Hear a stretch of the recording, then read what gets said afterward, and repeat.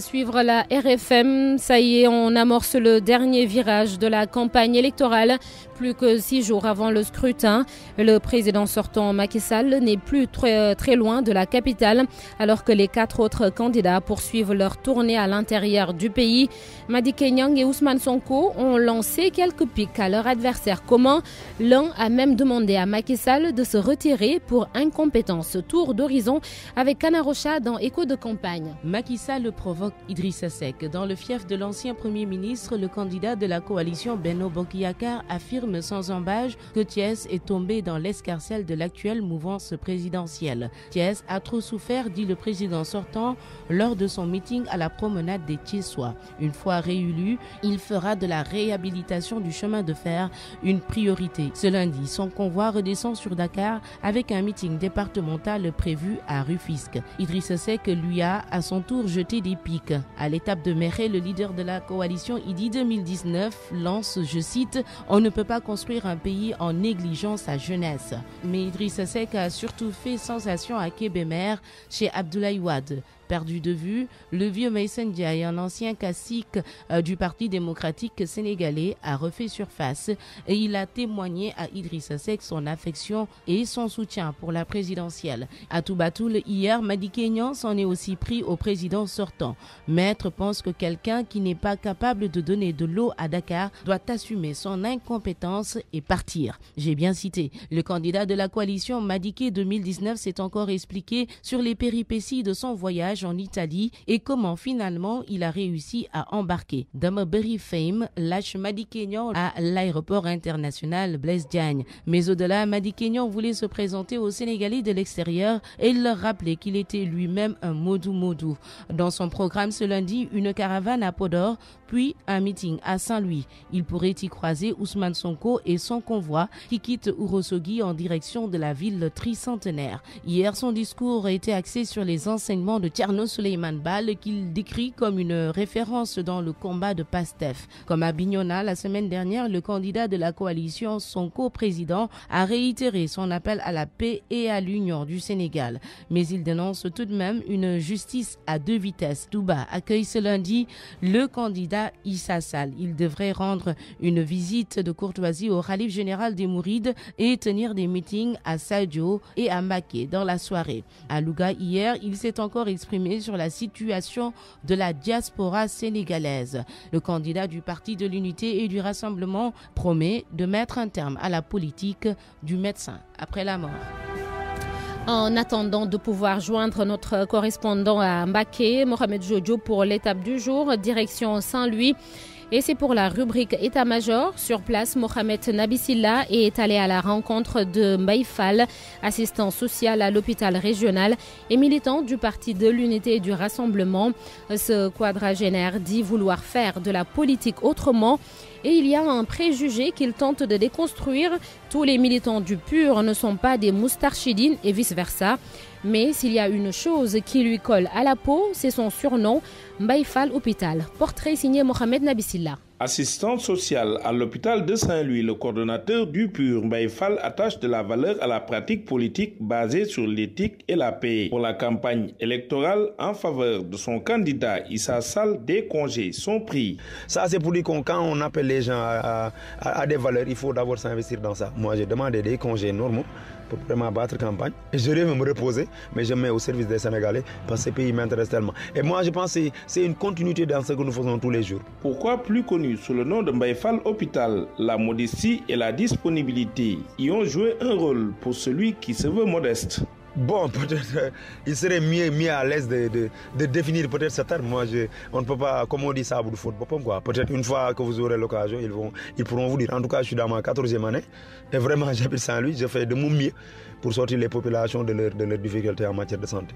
Ce Moustarchidine de plus d'une 40aine d'années explique que tous les militants ne sont pas membres de leur congrégation. Même le candidat du parti n'est pas un membre du Daïratul Moustarchidine ou le Moustarchidine, mais c'est le parti des Sénégalais et tous les Sénégalais qui se réclament vraiment des gens valeureux, des gens en tout cas épris de bonne volonté pour sortir le pays de cette ornière, vraiment se sont engagés dans ce parti. Je pense que c'est peine perdue et je pense que depuis la première semaine on a dépassé ce type de discours. Maintenant les populations s'intéressent, ils posent des questions de fond sur le pur sang, qu'est-ce que vous apportez aux Sénégalais et vraiment on gagne des militants par rapport à ça. Très engagé et rassuré après 15 jours de campagne électorale, Mbaye Fall dit apporter sa contribution pour une autre façon de faire la politique au Sénégal. Notre engagement dans le PUR s'explique pour plusieurs raisons. La première, c'est que la politique au Sénégal malheureusement est devenue un métier. Et c'est des politiciens professionnels qui s'activent pour gagner leur pain ou pour trouver une ascension sociale. Donc c'était un moyen pour eux plus facile vraiment de gagner leur vie ou de se faire un nom. À part de ce moment que les problèmes des Sénégalais restaient entiers, les politiciens venaient vers nous pour demander nos suffrages. On les soutenait espérant qu'il allait un jour régler le problème des Sénégalais ou en tout cas trouver des solutions aux problèmes auxquels sont confrontés les Sénégalais. Mais malheureusement, depuis les indépendances, on a procédé à des alternances et pas d'alternatives. Aujourd'hui, la seule ambition du coordonnateur du PUR est de faire gagner son candidat dans la région de Saint-Louis et de contribuer à une large victoire au soir du 24 février prochain. Merci à vous, Mohamed Nabissila. Le département de Mbacké avait été choisi par les candidats Madické Niang et Macky Sall pour démarrer leurs activités. Entre-temps, Ousmane Sonko s'y est rendu et aujourd'hui, ce sera au tour d'Idrissa Seck et d'Elhadji Sall de se rendre à Mbacké et à Touba. C'est notre étape du jour. Mohamed Jojo, bonjour. Bonjour, Sorna Natambaye. Alors, les autres coalitions sont actives sur le terrain, mais les candidats du PUR et de Idy 2019 sont l'attraction du jour dans le département. Tout à fait, Sorna Nata. C'est un peu comme une loi de série qui se poursuit avec le département de Mbacké. Durant cette campagne, 2 candidats simultanément en ouverture. La ville de Mbacké et Touba, les villes donc se retrouvent encore avec 2 prétendants au fauteuil présidentiel. Issa Sall du PUR et Idrissa Seck de la coalition Idy 2019.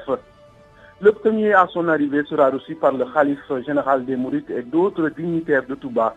Il se rendra ensuite à Linguère la journée avant de revenir à Mbacké pour un meeting cet après-midi. Idrissa Seck, lui, devrait rester dans la ville sainte 2 nuits de suite, aumônie, audience avec le khalife, caravane orange et meeting à Mbacké demain. Dans l'après-midi, pour les autres coalitions Nata, ce sera des caravanes pour son coprésident dans la commune de Touba et dans les villages environnants avec le coordinateur départemental du comité électoral Serigne Cheikh Thioro Mbacké. Benno Bokk Yakaar multiplie les porte-à-porte en lieu et place de meeting et dans ce registre, les jeunes s'illustrent à côté des responsables locaux. Du côté de Madické 2019, pour terminer, ce sont 20 cafés. Les cafés sont des rencontres de partage avec les militants et sympathisants. Ce sont donc 20 cafés Nata qui sont prévus aujourd'hui pour la coalition Madické 2019. Un grand merci à vous, Mohamed Jojo, correspondant permanent de la RFM à Touba et Mbacké. Mbacké est le département qui compte le plus grand nombre d'électeurs dans la région de Diourbel, avec 364 826 personnes inscrites. Et la commune de Touba Mosquée concentre les 278 834 électeurs. Focus ce lundi sur l'enseignement supérieur. C'est un secteur qui lutte et difficilement pour se hisser au sommet. Le personnel enseignant et les étudiants reconnaissent les réformes et efforts entrepris ces dernières années, mais c'est loin d'être suffisant. Alors, du prochain président, ils attendent plus d'efficacité pour un espace universitaire de qualité. Nafissatou Silla signe le dossier. Depuis plus d'une décennie, l'enseignement supérieur connaît des crises récurrentes sur l'ensemble de la carte universitaire. De l'avis d'Alioune Gueye, ancien membre de la coordination des étudiants de Saint-Louis, l'enseignement supérieur tend vers l'agonie. Pour lui, les universités n'ont connu que des mots. Dans la mesure où l'État ne respecte pas ses engagements, l'État ne respecte pas aussi sa parole donnée. Il y a beaucoup de projets que l'État a mis en œuvre. L'ensemble des universités sénégalaises, ces projets et toutes ces paroles ont traduit donc en l'air. Il n'y a rien sur la table. Rien n'a avancé donc malgré les nombreux projets initiés par le gouvernement. Selon l'étudiant de Saint-Louis, même les nombreuses réformes menées ont stagné. Parce que lorsqu'on parle de réformes et lorsqu'on parle de système LMP, il devrait y avoir au préalable donc des mesures d'accompagnement. Les mesures ne suivent pas. Et nous sommes navrés de le dire. Il y a beaucoup de choses qui ont changé entre toute innovation. Tout changement a besoin de cela. Mais malheureusement, l'enseignement supérieur est donc dans cet état pitoyable que nous regrettons. Et nous voulons vraiment sortir de cette situation-là. Une situation qui porte préjudice pas seulement aux étudiants, mais aussi aux enseignants. Des difficultés relevées par l'Union nationale des parents d'élèves et étudiants du Sénégal. Abdoulaye Fane, le président, évoque un personnel vieillissant. L'espace universitaire universitaires véritablement pose problème quant à la prise en charge des préoccupations des étudiants et également au niveau des enseignants en tant que tels. Du supérieur commence à prendre leur retraite. Nous nous rendons compte qu'il n'y a pas de remplacement pour prendre en charge les enseignements au niveau des professeurs des universités. Et cela pose véritablement problème. Le paradoxe, c'est qu'on construit des universités et que les enseignants émérites commencent véritablement à prendre leur retraite. Donc là, il va falloir vraiment que le gouvernement fasse un effort. Une préoccupation commune au syndicat autonome des enseignants du supérieur. Malik Fall, le secrétaire général, demande plus de considération pour l'espace universitaire. D'abord, c'est la consolidation des acquis que le SAES a obtenu avec le gouvernement. La finition de la construction des infrastructures qui sont actuellement en cours pour permettre à nos universités de monter en puissance. C'est le recrutement suffisant d'enseignants-chercheurs pour faire monter nos universités en puissance. L'organisation et le financement de la recherche. Pour nous, c'est fondamental. Une université sans recherche, c'est presque un gros lycée pour nous. Et vraiment, c'est une attente forte que nous avons par rapport au futur président de la République. Les crises dans l'espace universitaire n'ont pas été des moindres. Un dossier à manier sensiblement, mais de manière efficace afin de soulager définitivement enseignants et étudiants qui ont, eux, enregistré 2 morts. Bassirou Faye en 2014 et Fallou Sène en 2018. Dans la Minute Histoire, on s'intéresse aux premières élections présidentielles et législatives post-indépendance au Sénégal. C'était en décembre 1963, des élections remportées par l'Union progressiste sénégalaise de Léopold Sédar Senghor. La campagne de cette année fut particulièrement agitée avec la mort de plusieurs personnes. Atoumane Ndiaye nous rafraîchit la mémoire. Les premières élections législatives et présidentielles de la République du Sénégal se déroulaient le 1er décembre 1963. L'Union progressiste sénégalaise était en lice avec l'opposition qui avait formé une coalition dénommée Démocratie et Unité sénégalaise, DUS, composée du PRA Sénégal, des membres de l'ex-bloc des masses sénégalaises BMS de Cheikh Anta Diop, qui était dissous, des membres de l'ex-PAI de Majhemout Diop, également interdit, et des membres du PSS de Cheikh Ahmed Tidiane-Sy. La campagne électorale fut émaillée de violents incidents, notamment le saccage des permanences de l'Union de l'UPS et du PRA Sénégal. Le jour des élections, de violentes émeutes survinrent sur les allées du Centenaire, actuel boulevard du Centenaire, à Dakar. Il y a eu 40 morts et de nombreux blessés. Abdoulaye Ly fut arrêté. Au soir du scrutin de l'UPS, du scrutin, l'UPS obtient 1 132 518 voix, soit 81,33%. La liste DUS recueille 69 773 voix, soit 5,8%. La liste UPS enlève la totalité des 80 sièges des députés, tandis que Senghor est élu avec 85,8% des inscrits président de la République. Atoumane Ndiaye, historien et archiviste, rendez-vous demain, 12h39. C'est le moment d'accueillir l'invité. Mohamed Ali Mouba reçoit Babacar Diop, membre de la CNES, la Confédération nationale des employeurs du Sénégal. Dans cette interview, il évoque la difficulté des entreprises sénégalaises à gagner les gros marchés de l'État, la préférence nationale qui n'est qu'un slogan, la dette intérieure qui asphyxie le patronat entre autres. Mohamed Ali Mouba est bien en place. Monsieur Babacar Diop, bonjour. Oui, bonjour. Vous êtes membre de la CNES et de la Chambre de commerce de Dakar. La CNES, c'est la Confédération nationale des employeurs du Sénégal. Alors, le secteur privé national a souvent rué dans les brancards, estimant qu'on ne lui en donnait pas assez dans les grands projets de l'État du Sénégal. Il n'y a pas de préférence nationale. Les candidats sont lancés depuis presque 2 semaines, plus de 2 semaines, je dirais. Est-ce qu'ils ont beaucoup parlé? Vous pensez qu'ils ont pris en charge vos préoccupations à ce niveau? Nous savons qu'en ce qui concerne quand même les marchés lancés dans le budget de l'État, pratiquement les 90% de ces travaux reviennent un peu au secteur privé national. Malheureusement, il se trouve que les grands travaux qui prennent au niveau montant, des montants beaucoup plus élevés et qui sont plus importants, c'est là où on a des problèmes. C'est qu'avant... Vous expliquez ça comment? Bon, comment? C'est parce que tout simplement, c'est au moment de négocier ces financements qu'ils compêchent. Vous savez, ces gens viennent avec souvent leur argent.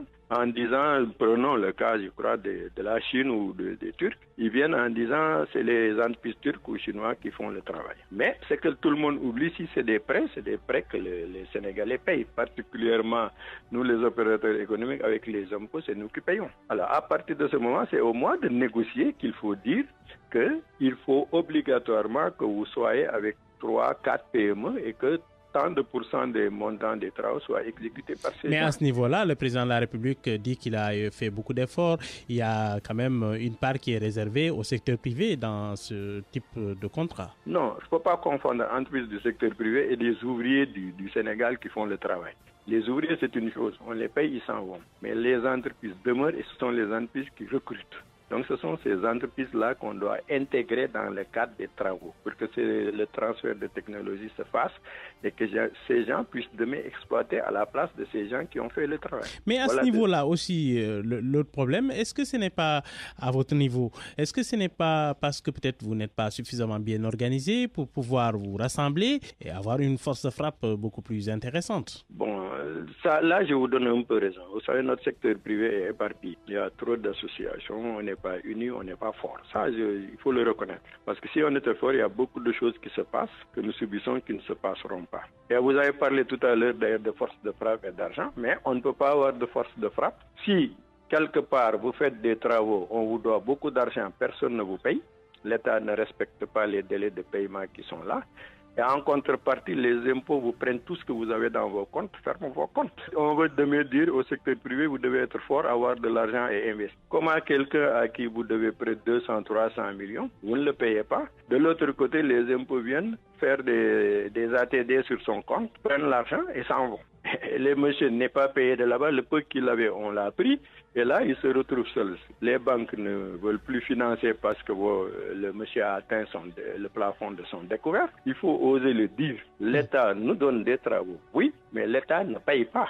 L'État doit de l'argent aux entreprises.